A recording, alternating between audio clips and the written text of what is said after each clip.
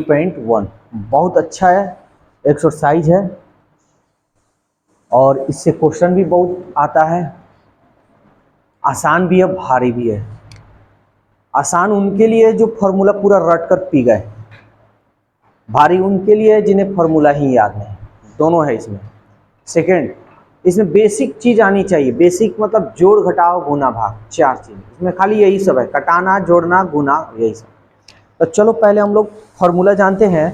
और ये जो है चैप्टर वृत्तों से संबंधित है। चैप्टर का जो नाम है वृत्तों से संबंधित का क्षेत्रफल। तो पहले हम लोग फॉर्मूला का चर्चा करेंगे, उसके बाद आगे हम लोग कोई काम करेंगे। तो ये क्या है? वृत्त है। ये क्या है? केंद्र, इसको हम बोलते हैं केंद्र। और ये यहां से यहां तक गया तो क्या है? त्रिज्या। और ये केंद्र से होते हुए दोनों तरफ स्पर्श करे, क्या है? व्यास। इतना ही चीज हमको इसमें जानकारी होनी चाहिए। ये है हमारा त्रिज्या। त्रिज्या को हम किससे सूचित करते हैं? आर से। इंग्लिश में बोलते हैं रेडियस, इसलिए इसको हम आर से सूचित करते हैं। देखो, त्रिज्या जो है व्यास का आधा है ना, और इसको हम बोलते हैं व्यास। इसको हम बोलते हैं इंग्लिश में डायमीटर, जिसको इंग्लिश में डी से डिनोट करते हैं। आइए है हमारा वृत्त, इंग्लिश में सर्कल बोलते हैं। बहुत लोग सर्किल सर्किल बोलता है, सर्कल इंग्लिश इसका साउंड होता है। इसमें बस इतना ही चीज की जानकारी होनी चाहिए। अब इसका कुछ फॉर्मूला हम बताते हैं। तो सबसे पहले फॉर्मूला, वृत्त का क्षेत्रफल क्या होता है? पाई आर स्क्वायर। ठीक है, ध्यान से समझना, कुछ ट्रिक भी बतलाएंगे। दूसरा नंबर, अर्ध वृत्त का क्षेत्रफल क्या होता है? 3/4 पाई स्क्वायर। ये किधर घुस गया?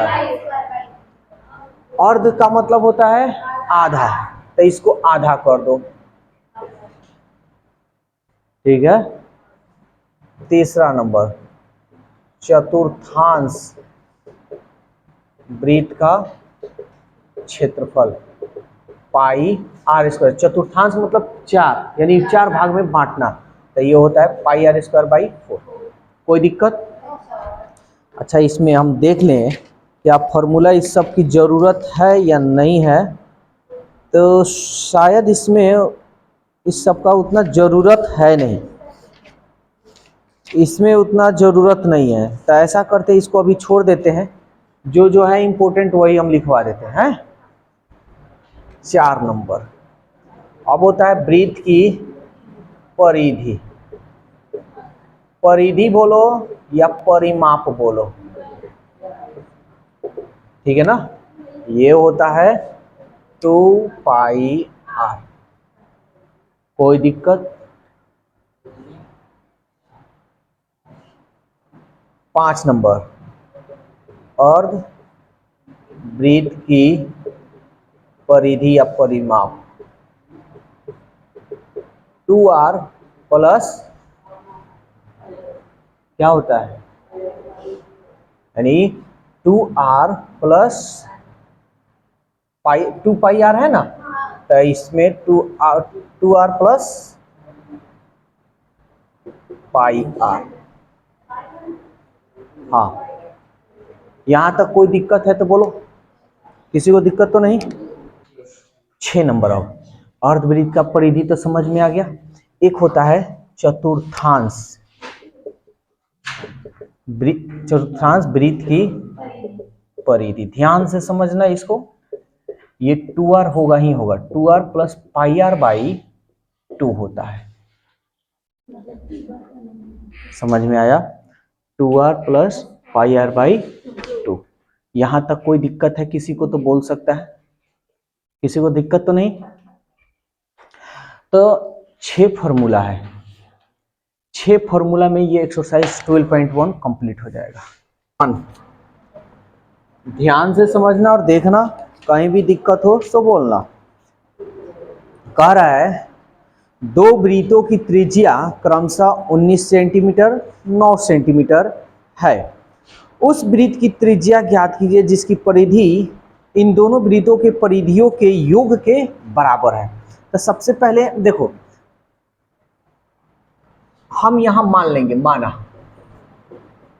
ठीक है ना, R1 यानी त्रिज्या हम मान लेते हैं 19 सेंटीमीटर और दूसरा का त्रिज्या मान लेते हैं R2 9 सेंटीमीटर, और जो तीसरा का त्रिज्या निकालना है ना उसको हम मान लेते हैं, माना, फिर से यहां लिख सकते हो, फिर माना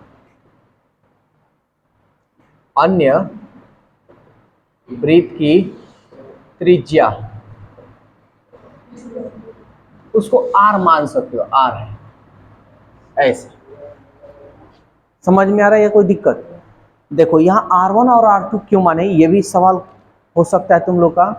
तो देखो यहाँ कई गो त्रिज्या है, 1 2 गो, इसलिए इसको पहचान के लिए पहला त्रिज्या दूसरा त्रिज्या हम मान लिए, कोई दिक्कत? एक अन्य वृत्त की त्रिज्या हमको ज्ञात करने की बात बोल रहा है, इसलिए अन्य वृत्त की त्रिज्या हम मान लिए हैं R, ठीक है। खाली R मानोगे तो कौन किसका R है मालूम चलेगा? नहीं मालूम चलेगा। तब हम यूज करेंगे इसका। तो पहले हम लिखेंगे, चूंकि पहले वृत्त की त्रिज्या लिख दिए, फिर दूसरे वृत्त की त्रिज्या लिख दिए।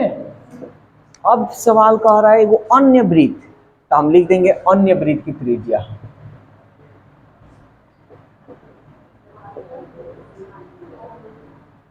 यहां तक कोई दिक्कत है किसी को तो बोल सकता है, किसी को दिक्कत तो नहीं? अब क्वेश्चन देखो क्या कह रहा है।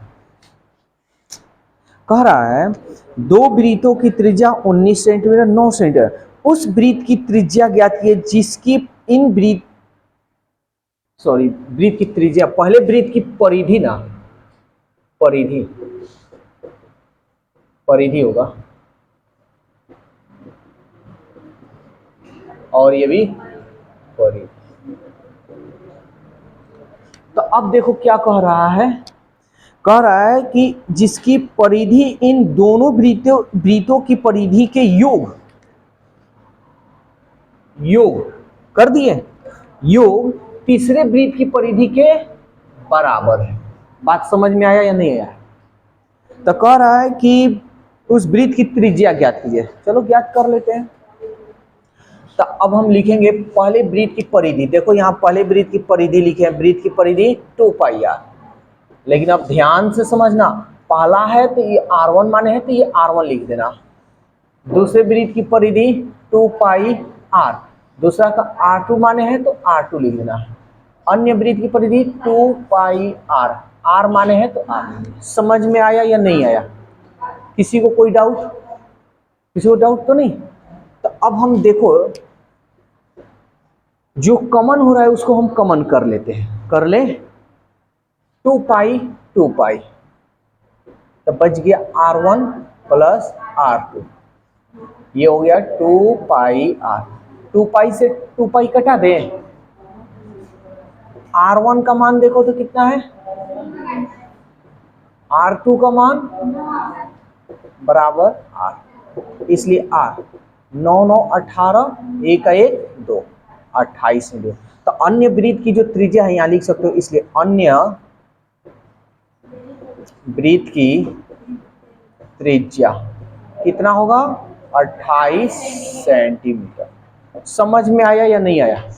भारी है? तो जल्दी से इसे नोट करो।